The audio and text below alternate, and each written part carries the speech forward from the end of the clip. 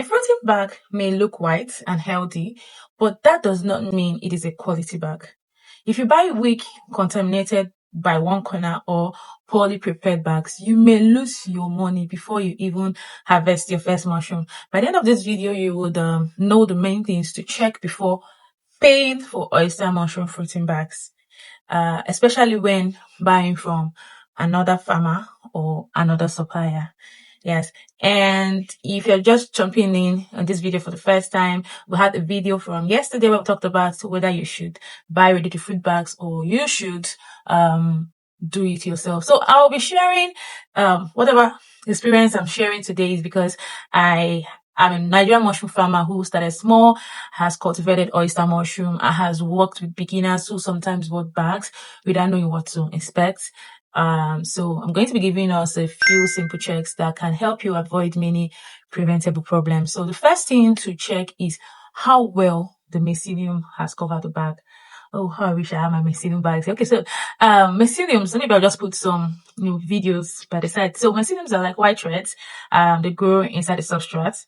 The substrate is the material inside the bag that feeds the mushroom. So depending on the farm, the material might include sawdust, straws, or other properly prepared agricultural waste, corn cobs and everything. Anything actually, agricultural waste, depending on the farm. So for a fully incubated fruiting bag, the mycelium should normally cover most or all of the substrate. The bag should also look evenly colonized and not white in one area and completely brown in another area. A grower once reached out to me to say, oh, I noticed that there's some slight difference in color. Yes, that can happen depending on the substrate that was used, the mushroom strain, okay, and how long the bag has been incubating. But you should be careful when the large part of that bag still looks uncolonized, okay? An uncolonized area is the part of the substrate where the mushroom mycelium has not grown properly on, okay? That area may be more exposed to contamination, especially if the bag is already old. Also, it's important that you look at the strength of the white growth, okay? Healthy myceliums often look firm and connected. There's a way you press it to just be feeling like soft, fresh bread from the oven. Okay, it should look fresh and firm, connected throughout the bag. It should not look like some white patch here, some white patch there, something like it's struggling to spread. Okay, and also do not assume that because this bag is so white that means it's the best bag. Some bags become very thick and white because they have stayed too long before fruiting, and that does not always mean that they are bad. No, don't get me wrong. Please don't get me wrong. What you just need to do is to make sure that you're asking when these ones that are pure white, when they were inoculated and how long they have been stored, so you can have an idea of what you're getting into. The second thing I want you to check is contamination. This is one of the most important checks because contamination can spread and may reduce or even completely stop your production.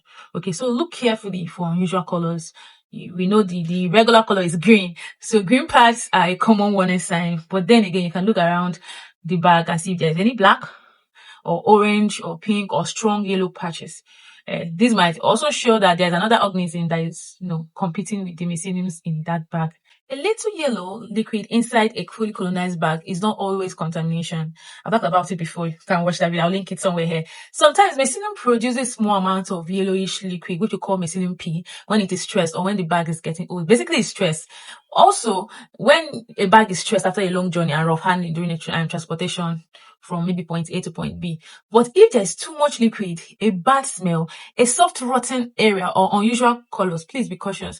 And if you're looking at it, but you don't know what you're looking at, like you don't know if you are doing A or B, drop a comment and let's look at it together. So a healthy oyster mushroom fruiting bag should usually have a mild, mushroomy or earthy smell. It should not smell sour. It should not smell rotten. It should not smell fermented. And it should not smell offensive. You shouldn't say, I'm like, feel like showing up. No, you may not be allowed to open. In fact, I will not allow you to open bag, okay? Because if you open it carelessly, you can introduce contamination, especially when you come to buy. So what I would ask you to do is to inspect through the nylon, and you can also ask the supplier some questions and believe that they come and know.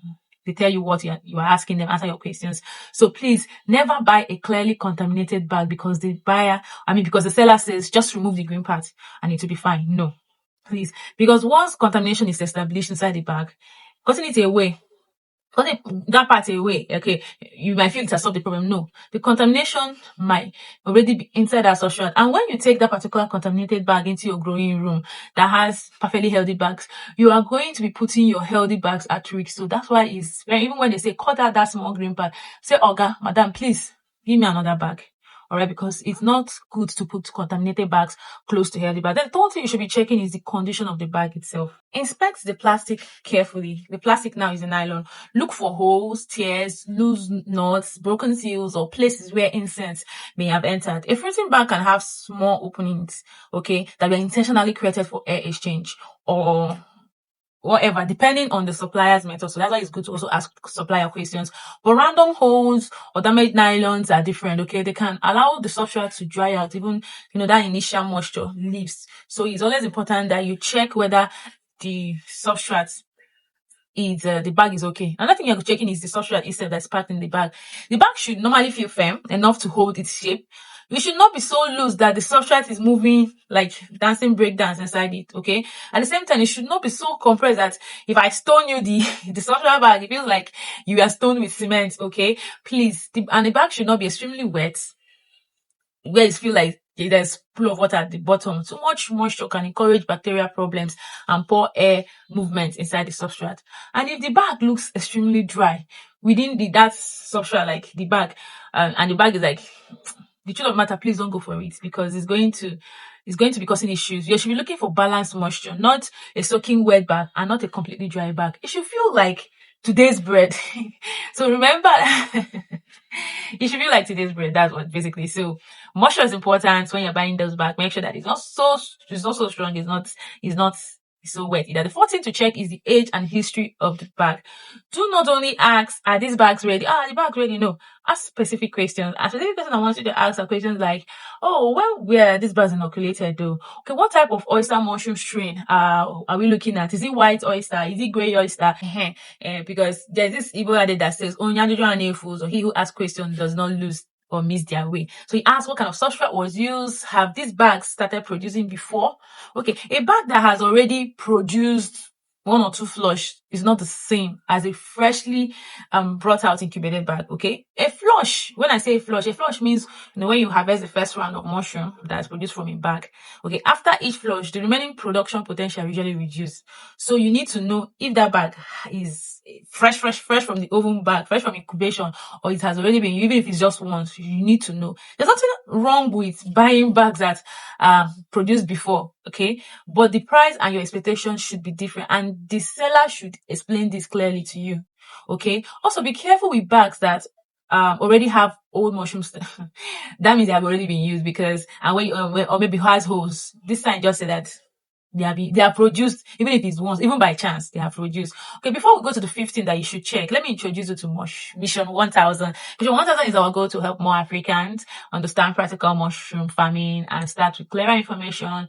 So go ahead and subscribe, share with someone you know that would love to do mushroom farming, so that they can follow the lessons step by step and avoid expensive mistakes. So yeah, back to what we're talking about. The 5th thing to check when you're getting that bag is your supplier. A good-looking bag can still disappoint you if the supplier gives you no support, no clear information, and no honest explanation of what you are buying. Okay, when you ask all those questions, it gives you answers that are just there.